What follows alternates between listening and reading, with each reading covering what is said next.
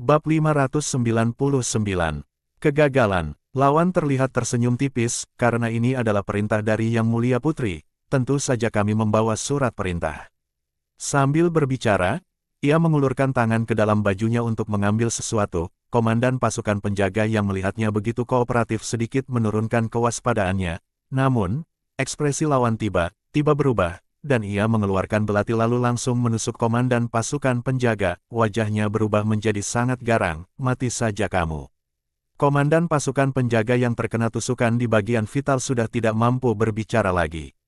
Dengan ekspresi terkejut, ia menatap lawannya. Jelas-jelas mereka adalah orangnya sendiri, tapi kenapa tiba-tiba menyerang dirinya? Kamu, aku bukan orang dari Hantur Kestan, tapi seorang mata-mata yang dikirim oleh Tuan Mohan. Para prajurit penjaga lainnya akhirnya sadar dan mengangkat senjata untuk menyerang mereka. Saudara-saudara, maju, rebut gudang Mesiu, dan kita akan mendapat jasa besar.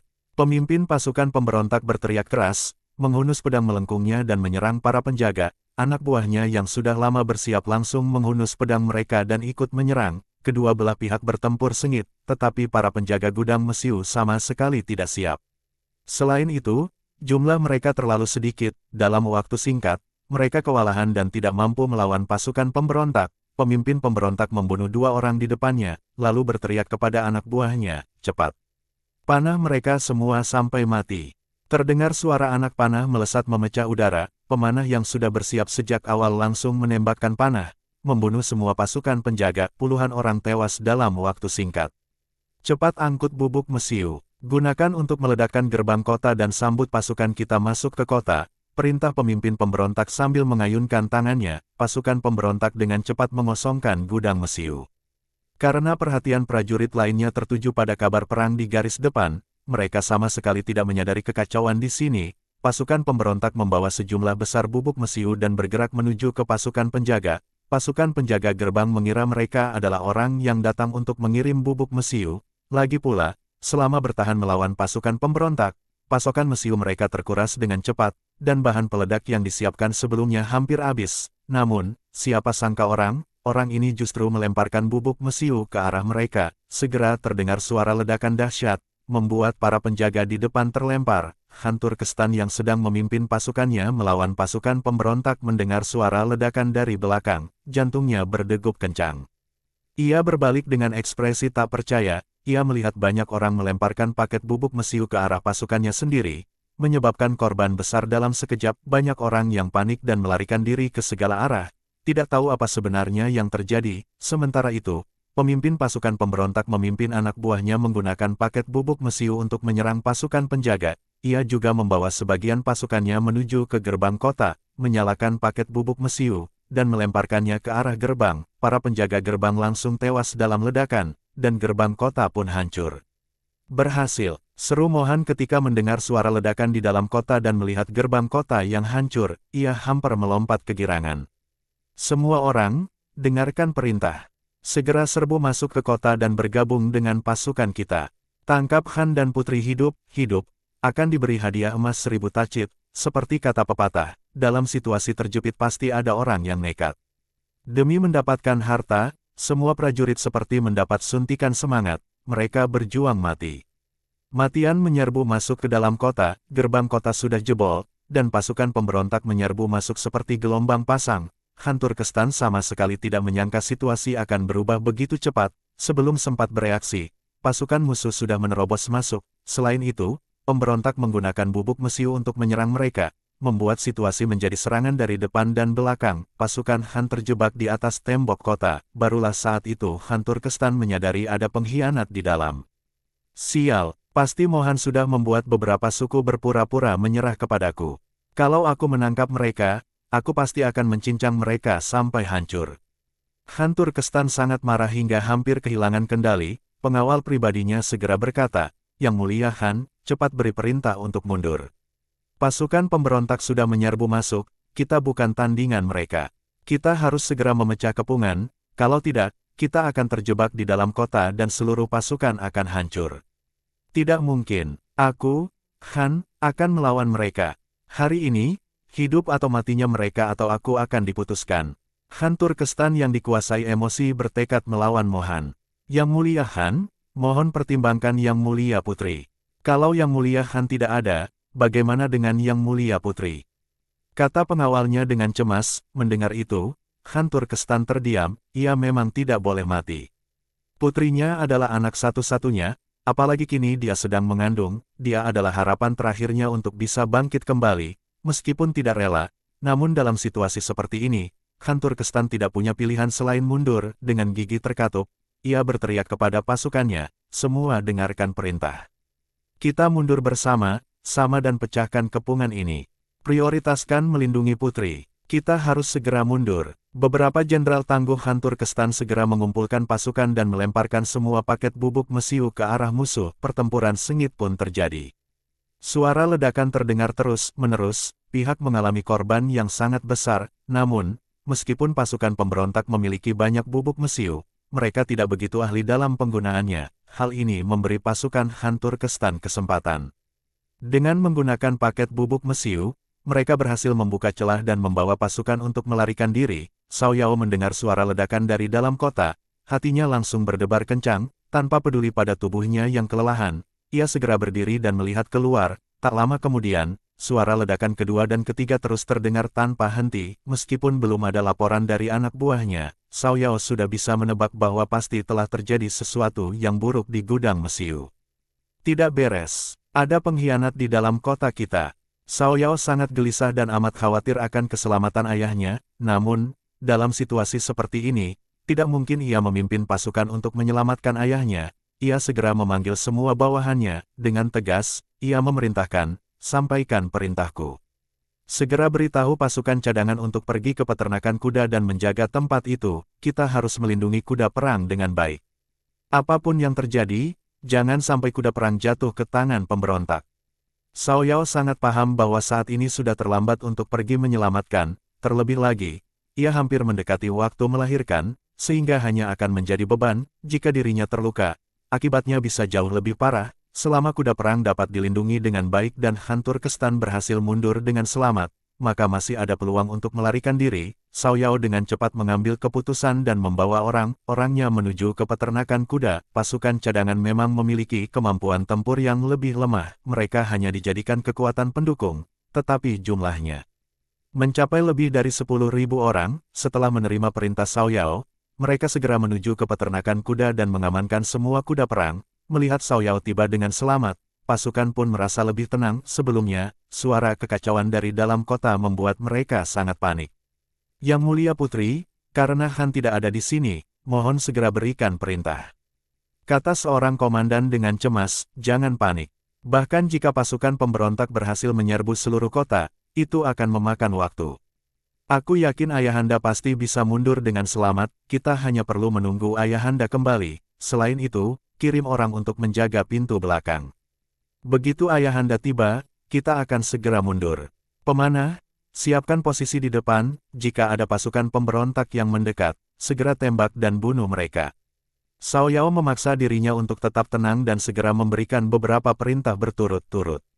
Bab 600. Penyergapan. Cao Yao menunjukkan ketenangan yang luar biasa, yang juga bertujuan untuk menenangkan pasukan. Jika dia ikut panik, maka para prajurit pasti akan semakin khawatir. Tak lama kemudian, terdengar suara pertempuran. Seseorang berlari mendekat dan melapor, Yang Mulia Putri, Han telah kembali bersama pasukannya. Derajat, segera pergi dan bantu mereka. Jangan terlibat terlalu lama dengan pasukan pemberontak. Gunakan panah dan bubuk mesiu untuk menghalangi mereka. Setelah ayah Anda berhasil dijemput, kita segera mundur. Perintah Cao Yao dengan cepat. Tak lama, Han Turkestan berhasil kembali bersama sisa pasukannya. Berkat bantuan tersebut, Cao Yao segera menghampirinya. Ayahanda, cepat naik ke kuda. Kita harus segera mundur. Tubuh Han Turkestan berlumuran darah. Entah darahnya sendiri atau darah musuh, dia memegang sebilah pedang besar, tampak sangat garang. Jika aku bisa selamat dari bencana ini, aku pasti akan memusnahkan suku yang berkhianat padaku. Katanya dengan penuh amarah. Itu bisa kita bahas nanti. Sekarang kita tidak boleh menunda lebih lama lagi. Cepat naik kuda dan mundur. Han Turkestan berteriak dengan lantang, dia segera melompat ke atas kuda dan memimpin pasukannya untuk mundur. Cao Yao juga naik ke atas kuda. menahan rasa sakit sambil terus melaju tanpa henti meninggalkan kota. Mereka bergegas keluar kota dan terus melanjutkan perjalanan. Hantu Kestan merasa sangat tidak rela. Semua yang telah dia kuasai dengan susah payah kini berantakan dalam satu kekalahan, membuatnya kehilangan hampir semua wilayahnya. Dia hanya bisa kembali ke tempat semula, mengandalkan tembok kota untuk bertahan lagi. Aku tidak akan menyerah. Aku pasti akan merebut semuanya kembali. Mohan tidak akan bisa lolos dariku. Teriaknya dengan penuh dendam. Xiao Yao mengatupkan bibirnya rapat, pandangannya tertuju ke depan. Ayahanda, saat kalian mempertahankan kota tadi, apakah kalian melihat pasukan dari kerajaan Jin atau Hitan? Tanya Xiao Yao. Mendengar itu, Hantu Kestan tertegun. Karena situasi yang sangat kacau dan tidak terduga, dia sama sekali tidak memperhatikan keberadaan pasukan kerajaan Jin dan Hitan. Saat kota diserang, aku tidak melihat satupun dari pasukan mereka, jawabnya. Tatapan Xiao Yao menjadi tajam, lalu ia berkata, tak mungkin kita bisa kembali dengan mudah. Mohan sudah memperhitungkan segalanya dan tahu kita pasti akan mundur melalui jalur ini. Jika ingin selamat, kita harus melalui pertempuran sengit. Kita tidak boleh terjebak oleh pasukan kerajaan Jin dan Hitan. Kalau tidak, begitu pasukan pemberontak menyusul, kita pasti mati. Barulah Hantu Kestan menyadari seluruh rencana pemberontak. Karena tak ada jalan lain, maka ia hanya bisa bertarung habis-habisan. Pada titik ini, hatinya justru menjadi lebih tenang. Putriku, jangan khawatir. Ayah akan melindungimu meski harus mengorbankan nyawa. Jika kita bertemu musuh, kamu harus segera pergi bersama pasukanmu. Kumpulkan kembali suku kita, dan pastikan kamu tetap hidup. Hantu Kestan sudah siap menghadapi kematian di medan perang. Jika saja ia mendengarkan saran putrinya sejak awal, maka situasi tak akan sampai seperti ini. Namun, sekarang sudah terlambat untuk menyesal. Yang bisa ia lakukan hanyalah berusaha sekuat tenaga melindungi putrinya agar ia bisa bertahan hidup. Hantu Kestan percaya bahwa jika putrinya diberi kesempatan, dengan kecerdasan dan keberaniannya, ia pasti bisa mengumpulkan kekuatannya kembali dan merebut wilayah Turkestan lagi. Kenapa ayah berkata seperti itu? Kalau pergi, kita pergi bersama. Kalau mati, kita mati bersama. Lagi pula, meskipun mereka telah menyiapkan penyergapan, bukan berarti mereka pasti bisa mengalahkan kita, jawab Xiao Yao dengan tenang. Kamu punya rencana, ayah? Biarkan semua pasukan mengikuti aku. Kita pasti bisa lolos dari musuh, kata Xiao Yao. Ia sudah tidak punya waktu untuk menjelaskan. Guncangan dari perjalanan membuat tubuhnya merasa sangat tidak nyaman, tetapi ia tetap memimpin dengan tekad yang kuat. Jika terus seperti ini, Xiao Yao mungkin akan melahirkan lebih awal, yang tentu saja akan sangat merepotkan. Baik, semua orang dengarkan perintah. Ikuti semua arahan putri. Hantu Kestan sama sekali tidak meragukan putrinya. Dalam situasi kritis ini, dia langsung memutuskan untuk percaya padanya. Tak lama kemudian, mereka melihat pasukan besar di depan mereka. Xiao Yao segera berkata, jangan bertarung langsung dengan pasukan musuh, dan jangan biarkan mereka mengepung kita. Gunakan panah silang untuk serangan jarak jauh. Kumpulkan semua bubuk mesiu yang tersisa, tunggu perintahku untuk melemparkannya. Setelah memberikan perintah, Xiao Yao tetap memimpin pasukan untuk melaju ke depan. Pasukan kerajaan Jin dan Hitan sudah menyusun formasi, menunggu pasukan Turkestan melewati tempat itu. Ketika jaraknya mulai mendekat, pasukan berkuda dari kedua negara tersebut mulai melancarkan serangan. Saat jarak sudah kurang dari 100 meter, kedua pihak mulai saling menembakkan panah. Xiao Yao segera memerintahkan, alihkan arah ke sisi kiri.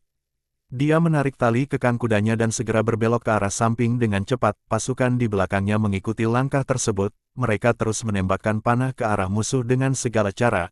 Pertempuran tersebut langsung mengakibatkan korban berjatuhan di kedua belah pihak. Namun, pasukan Turkestan yang tersisa merupakan prajurit elit yang sudah lama setia, dan kemampuan memamah mereka sangat tajam. Meskipun jumlah mereka tidak sebanding dengan pasukan gabungan kerajaan Jin dan Hitan, namun mereka selalu percaya bahwa kekuatan elit mereka jauh lebih unggul dibandingkan kedua negara kecil itu. Dalam bentrokan pertama, perbandingan jumlah korban langsung menunjukkan perbedaan kekuatan. Selain itu, pasukan berkuda Turkestan memiliki kecepatan reaksi yang jauh lebih cepat, ditambah dengan kuda mereka yang jauh lebih unggul dibandingkan kuda dari kerajaan Jin dan Hitan. Dengan satu kaki perubahan arah, mereka berhasil meninggalkan pasukan berkuda musuh jauh di belakang. Para komandan dari kedua negara tentu saja tidak rela melihat Hantu Kestan berhasil melarikan diri bersama pasukannya tanpa cedera.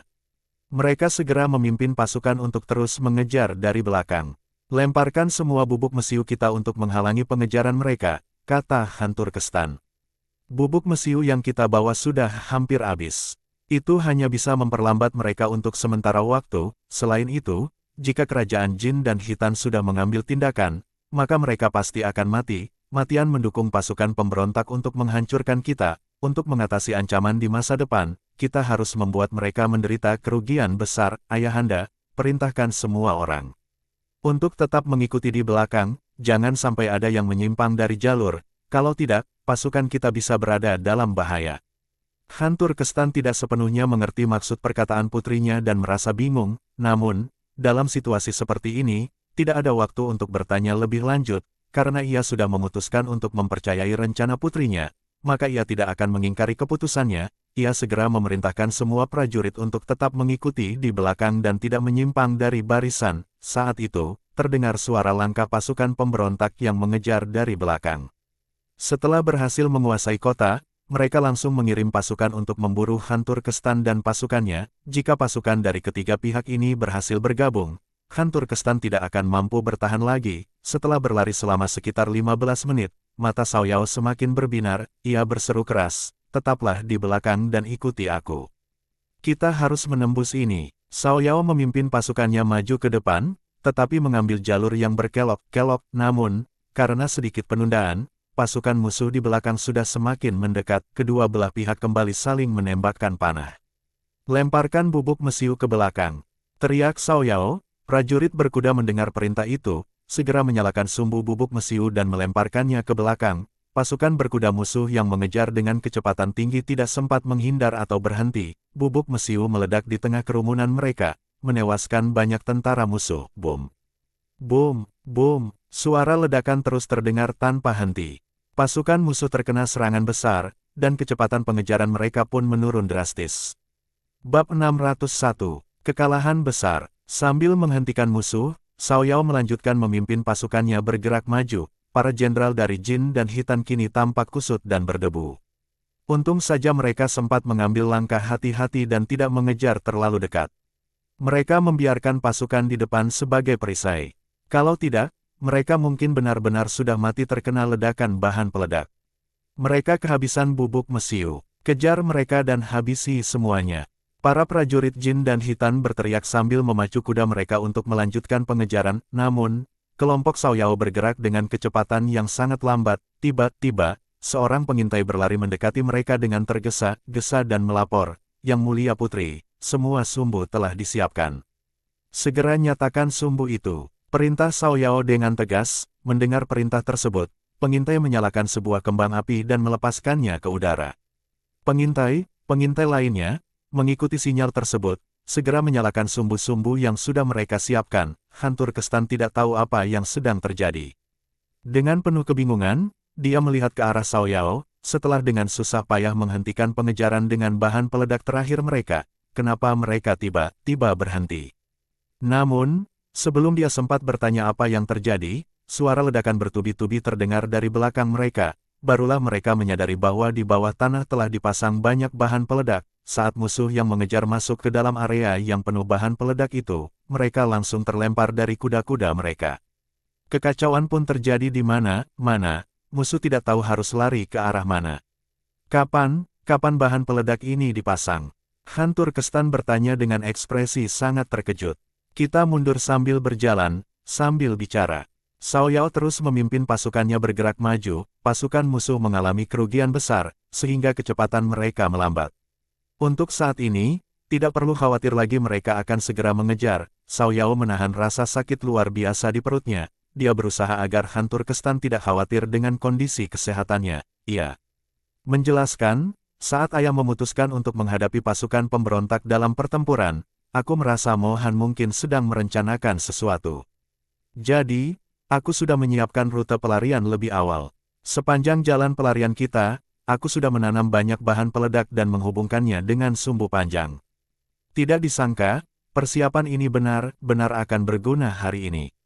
Setelah mendengar penjelasan ini, hantu Turkestan baru menyadarinya sepenuhnya. Rasa kagumnya terhadap putrinya pun semakin besar. Kamu benar-benar pantas disebut Putri Han, jika kamu tidak sedang mengandung. Aku yakin kamu bisa memimpin pasukan dan mengalahkan pasukan pemberontak, ujar Han Turkestan dengan penuh rasa bangga. Keberhasilan meloloskan diri kali ini sepenuhnya berkat kontribusi besar Xiao Yao. Tapi kita tidak boleh lengah. Meski pasukan Jin dan Hitan menderita kerugian besar, namun pasukan pemberontak tidak mengalami kekalahan yang berarti. Saat ini, kita hanya memiliki satu kota kecil untuk dipertahankan. Semua wilayah lainnya harus ditinggalkan. Kita harus segera meminta suku yang bisa dipercaya untuk mengirimkan bantuan. Selanjutnya, kita harus bertahan sepenuhnya dan menunggu bala bantuan dari pasukan Daxia, jelas Xiao Yao dengan wajah serius. Namun, begitu mendengar bahwa mereka harus mengandalkan Daxia untuk keluar dari situasi sulit ini, ekspresi wajah Han Turkestan langsung berubah menjadi suram. Dia, yang masih muda, pernah menyatukan seluruh Turkestan dan menjadikan Turkestan begitu kuat. Bahkan, hampir saja ia memimpin pasukan untuk menghancurkan Daxia, namun, kini di usia senjanya, ia harus menghadapi nasib seperti ini, sampai meminta bantuan dari negara musuh. Hal ini benar-benar memalukan bagi dirinya. Xiao Yao memahami apa yang dirasakan ayahnya, tetapi tidak tahu harus berkata apa untuk menghiburnya. Terlebih lagi, perjalanan panjang yang penuh guncangan ini membuat perut Xiao Yao terasa sangat sakit, kemungkinan besar, ia akan segera melahirkan. Namun, demi kelancaran mundurnya pasukan, ia menggigit bibir dan menahan rasa sakit itu. Ia bahkan tidak sempat memikirkan cara untuk menenangkan hati ayahnya. Akhirnya, pasukan berhasil kembali ke kota. Pada saat itu, wajah Xiao Yao sudah sepucat kertas, dan ia hampir pingsan karena menahan rasa sakit. Langit sudah mulai terang. Han Turkestan baru menyadari ada yang tidak beres dengan putrinya. Ketika ia menyadari kondisinya, ia sangat menyesal hingga rasanya ingin menamparkan dirinya sendiri. Putrinya, dalam kondisi seperti ini, masih harus menunggang kuda dalam perjalanan panjang. Bagaimana tubuhnya bisa menanggung beban sebesar itu? Liu Yi, bagaimana keadaanmu? Han Turkestan segera turun dari kudanya dan membantu Xiao Yao. Cepat panggil bidan, aku akan melahirkan. Selain itu, jangan lengah, segera perintahkan orang untuk bersiap mempertahankan kota. Pasukan pemberontak akan segera menyerang. Perintah Xiao Yao dengan sangat lemah. Ayah ada di sini, kamu pasti tidak akan apa-apa. Urusan pertahanan kota, jangan khawatir. Ayah pasti akan memimpin orang untuk menghadang pemberontak, ujar Han Turkestan dengan tegas sambil berteriak memanggil bidan. Ia juga memerintahkan agar tabib terbaik di kota segera datang untuk membantu. Xiao Yao adalah harapan terakhir Turkestan, tidak boleh ada kesalahan sedikit pun. Mereka mencari dokter dan bidan untuk merawat Xiao Yao. Han Turkestan segera menyiapkan pasukan dan mempersiapkan diri untuk mempertahankan kota. Semua bubuk mesiu mereka sudah habis, selanjutnya mereka harus bertempur dengan senjata biasa melawan pasukan pemberontak. Han Turkestan tidak berani lengah sedikit pun. Dia memindahkan semua peralatan yang bisa digunakan untuk bertahan melawan panah busur ke kota. Semua tenaga kerja muda dan kuat di kota juga telah dipanggil untuk dijadikan sebagai pasukan cadangan. Mengetahui bahwa Han Turkestan telah mengalami kekalahan dalam pertempuran, warga kota pun berkumpul untuk membantu. Dalam situasi seperti ini, tidak ada pilihan selain mati atau hidup. Siapapun harus berjuang mati-matian untuk menahan pasukan pemberontak. Pasukan Jin dan Hitan memimpin pasukan besar sejumlah 40.000 orang untuk membantu. Awalnya, mereka pikir bisa mendapatkan keuntungan dengan mengikuti pasukan pemberontak.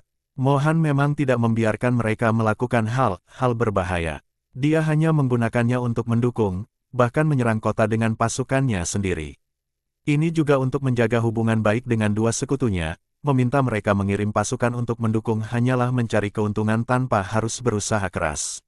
Mengirim pasukan ini untuk mencegah sisa prajurit Han Turkestan. Hanya perlu menahan dan mengganggu sebentar, nanti ketika pasukan besar mereka mengejar, mereka bisa sama mengepung pasukan besar Han Turkestan dan menghancurkan mereka sepenuhnya. Meskipun tugas ini tampak mudah, namun mereka tidak berhasil menyelesaikannya. Mereka malah tertipu oleh jebakan Han Turkestan, terbunuh dan terluka oleh bahan peledak yang ditanam di bawah tanah, menewaskan lebih dari 10.000 orang. Kuda yang terluka tak terhitung jumlahnya, 40.000 pasukan besar hampir kehilangan setengah kekuatan tempurnya. Selain itu, ada banyak korban luka yang membutuhkan perawatan. Hal ini membuat Mohan begitu marah hingga ia hampir saja menghunus pedangnya untuk membunuh dua pemimpin tidak berguna itu. Tidak heran Hitan dan Jin hanya mampu bertahan di satu wilayah kecil, tidak pernah bisa menjadi lebih kuat. Mereka hanya pandai berada di belakang, mengibarkan bendera dan mengambil keuntungan kecil, sama sekali tidak bisa diandalkan untuk tugas besar. Namun, situasi Mo Han saat ini juga sangat sulit. Ia sangat membutuhkan dukungan dari dua negara kecil ini. Dia terpaksa menghentikan pengejaran lebih lanjut dan membantu mereka merawat para prajurit yang terluka. Kalian seharusnya berada di depan untuk menghadang, kenapa bisa sampai berada di belakang Hantur Kestan? Mohan bertanya dengan penuh kebingungan, meski kuda dari kedua negara itu mungkin kurang kuat, namun pasukan yang dipimpin Hantur Kestan hanyalah sisa dari prajurit yang kalah. Tidak mungkin mereka bisa melarikan diri, pemimpin Hitan, menjawab dengan wajah sangat malu, keterampilan berkuda mereka benar-benar luar biasa. Mereka dengan sengaja berpura-pura menyerang di depan kami, lalu berbalik melarikan diri. Kami berpikir untuk segera mengejar dan menghentikan mereka agar tidak kabur, tetapi siapa sangka ternyata kami malah terjebak dalam perangkap mereka. Mendengar jawaban itu, Mohan hampir muntah darah karena sangat marah. Jika kalian tahu ada pasukan yang mengejar dari belakang, kenapa kalian harus mengejar musuh ke arah lain? Yang perlu dilakukan hanyalah memutar arah dan menghadang jalur mereka. Musuh sudah berada dalam lingkaran pengepungan, tidak ada alasan untuk khawatir mereka akan lolos. Kebodohan dua orang itu hampir saja membuat Mohan benar-benar hampir pingsan karena emosi.